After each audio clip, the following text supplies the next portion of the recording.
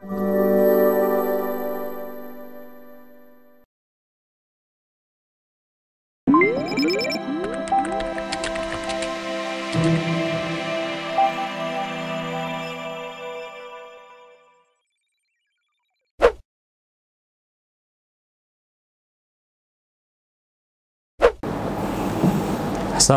warahmatullahi wabarakatuh.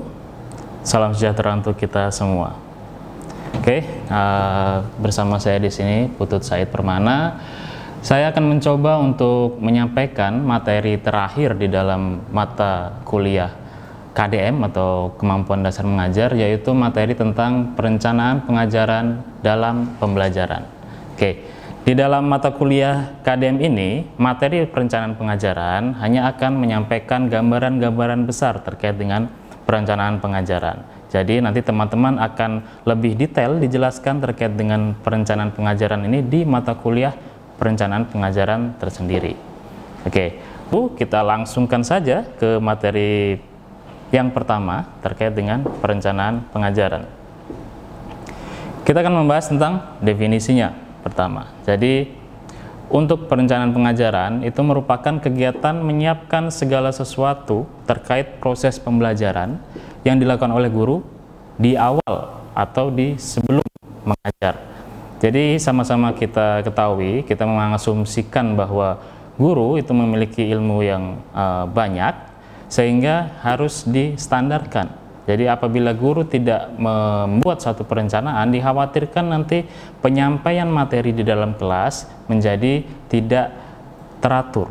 Seperti itu teman-teman. Jadi dengan adanya perencanaan ini, diharapkan guru dapat lebih tersistematis penyampaian materinya. Oke, jadi seperti itu terkait dengan definisinya. Kemudian timbul pertanyaan, kenapa sih guru harus mempersiapkan perencanaan di dalam pembelajaran itu? Nah, ada beberapa alasan yang akan saya utarakan di sini. Yang pertama adalah pembelajaran akan lebih tersistematis dan terarah. Ini yang sebelumnya sudah saya sampaikan tadi. Jadi, guru dengan segudang ilmu yang dia miliki itu akan lebih baik apabila diatur penyampaiannya. Jadi, dengan adanya perencanaan ini, guru bisa lebih terarah penyampaiannya, bisa mengikuti kurikulum yang digunakan. Di dalam kurikulum itu ada kompetensi dasar yang bisa diikuti sehingga apa yang disampaikan oleh guru itu sudah sesuai dengan standarnya, seperti itu. Kemudian yang kedua adalah hasil belajar peserta didik dapat diukur dan diamati oleh guru. Dengan adanya standar, dengan adanya indikator, dengan adanya tujuan pembelajaran di dalam perencanaan, maka guru dapat mengukur hasil belajar dari siswa atau peserta didik. Ini berkaitan dengan poin ketiga atau selanjutnya, yaitu tujuan pembelajaran dapat diukur melalui instrumen tes lisan ataupun tulis. Ya, jadi hasil belajar tadi berkaitan dengan tujuan pembelajaran. Yang namanya pembelajaran itu diharapkan untuk dapat mencapai tujuannya. Nah, bagaimana cara mengukurnya? Maka disinilah peran dari perencanaan. Di dalam perencanaan, guru sudah menganalisis kebutuhan dari siswa. Guru sudah menganalisis materinya. Kemudian guru diharapkan untuk mampu membuat soal evaluasi agar dapat mengetahui apakah siswanya atau peserta didiknya itu sudah mampu menguasai materi yang disampaikan oleh guru tersebut. Seperti itu. Kemudian selanjutnya adalah proses pembelajaran lebih efektif dan efisien. Jadi di dalam perencanaan, guru juga diminta untuk menganalisis kebutuhan terkait dengan metode apa yang nanti akan digunakan di dalam pembelajaran. Media apa yang akan digunakan di dalam pembelajaran. Jadi jika tidak ada perencanaan, maka cenderung insidental. Jadi cenderung seenaknya guru saja. Saya ingin menggunakan metode ini, saya ingin menggunakan metode itu. Padahal akan lebih baik jika guru itu menganalisis karakter dari materinya dulu seperti apa, kemudian karakter dari siswanya seperti apa, barulah menyesuaikan dengan metode yang digunakan, sehingga penyampaiannya diharapkan dapat lebih efektif. Begitu pula dengan medianya, karena media sebagai pendukung dari metode itu sendiri. Kemudian yang terakhir, pembelajaran didesain mulai dari awal, pendahuluan, materi hingga evaluasi. Ini yang tadi sempat saya bicarakan. Jadi di awal sudah disistematiskan, sudah dirancang oleh gurunya dari pendahuluan. Bagaimana cara guru menyampaikan di dalam kelas? Kemudian materinya apa saja? Kemudian apa soal-soal, instrumen, tes seperti apa yang nantinya akan dilakukan untuk mengetahui ketercapaian tujuan pembelajaran dari guru tersebut. Seperti itu. Nah, itulah beberapa hal atau alasan mengapa guru harus membuat perencanaan di dalam pembelajaran. Oke, kita lanjutkan. Nah, di dalam merancang perencanaan pembelajaran ada beberapa prinsip-prinsip yang harus diperhatikan oleh guru. Oke, yang pertama adalah prinsip perkembangan. Jadi, peserta didik tentunya memiliki tingkatan-tingkatan perkembangan yang berbeda. SD sampai umur berapa, SMP umur berapa, SMA umur berapa, dan kesemuanya tidak bisa disamakan di dalam perencanaannya. Jadi guru harus memperhatikan peserta didik saya sekarang ada di tingkatan umur berapa.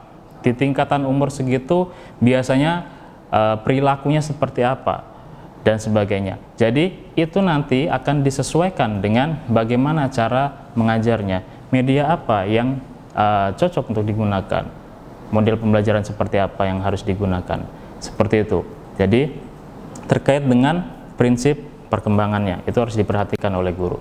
Kemudian yang kedua adalah prinsip perbedaan individu. Ini yang tidak boleh dilupakan oleh guru, bahwa di dalam satu kelas ada beraneka ragam karakter peserta didik. Oleh karena itu, guru harus bisa menganalisis bagaimana cara agar dapat menyajikan suatu pembelajaran yang dapat diterima oleh semuanya. Kemudian, guru juga harus bersiap diri apabila nantinya ada kendala-kendala yang terjadi di dalam pembelajaran terkait dengan perbedaan individu ini, terkait dengan karakteristik yang berbeda ini. Jadi, jika di awal kita sudah memperhitungkan terkait dengan perbedaan karakteristik, maka kita bisa menyiapkan nantinya bagaimana jika terjadi kendala. Itu tujuannya. Kemudian selanjutnya adalah prinsip minat dan kebutuhan. Nah, terkait dengan minat dan kebutuhan ini juga sama sepertinya. Jadi, perencanaan disusun itu berdasarkan kebutuhan-kebutuhan.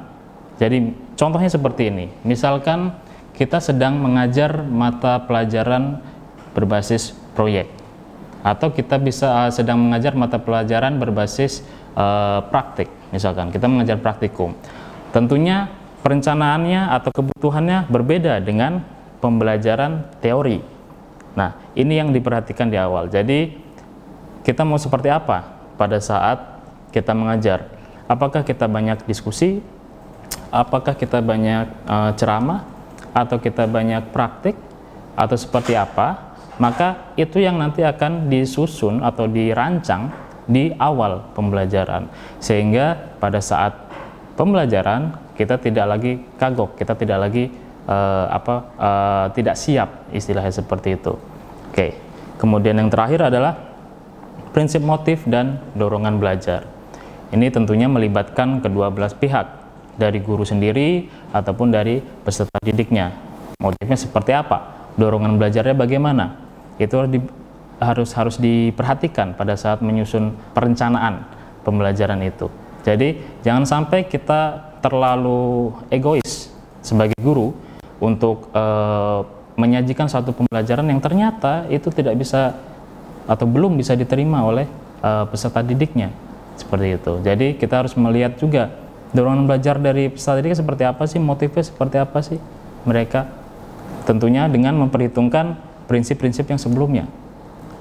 Ya, tujuannya adalah agar semuanya bisa tercapai dengan lebih tersistematis, dengan dapat diterima oleh berbagai macam karakter siswa yang ada di kelas itu.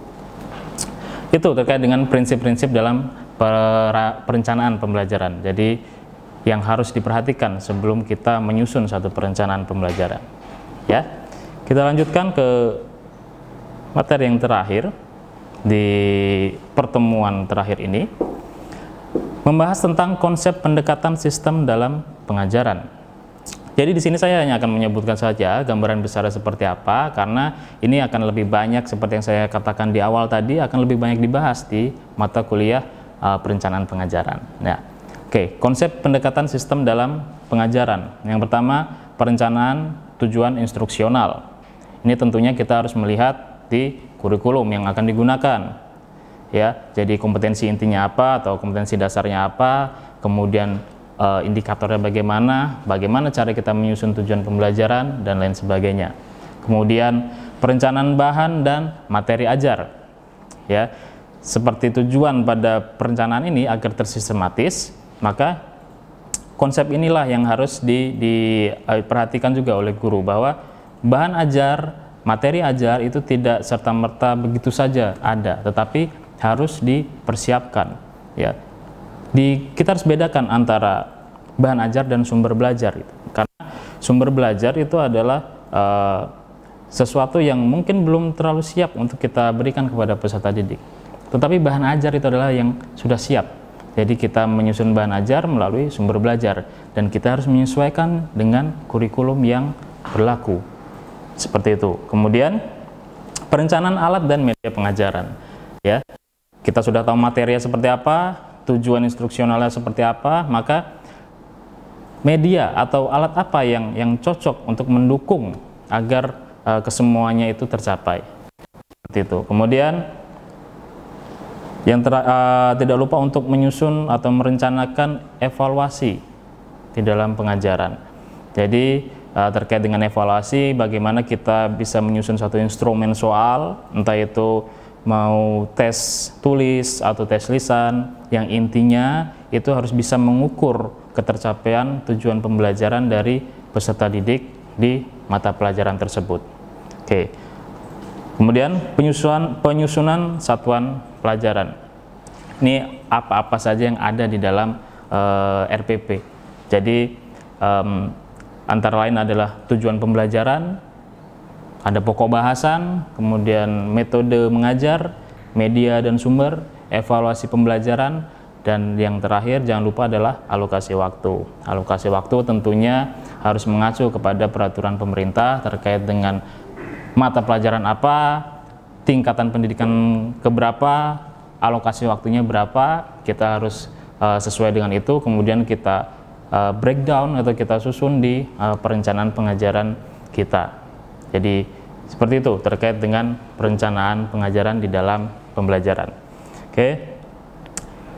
Yang terakhir, terima kasih atas perhatiannya. Jadi saya harap ilmu yang sedikit saya berikan ini dapat memberikan gambaran secara besar terkait dengan apa sih itu perencanaan pengajaran di dalam pembelajaran dan fungsinya apa, kemudian gunanya apa, kenapa guru itu harus merencanakan pengajarannya. Saya harap semuanya bisa dipahami dan akan lebih dipahami lagi di mata kuliah perencanaan pengajaran. Terima kasih, sekian dari saya tutup. Billahi taufiq wal hidayah. Wassalamualaikum warahmatullahi wabarakatuh.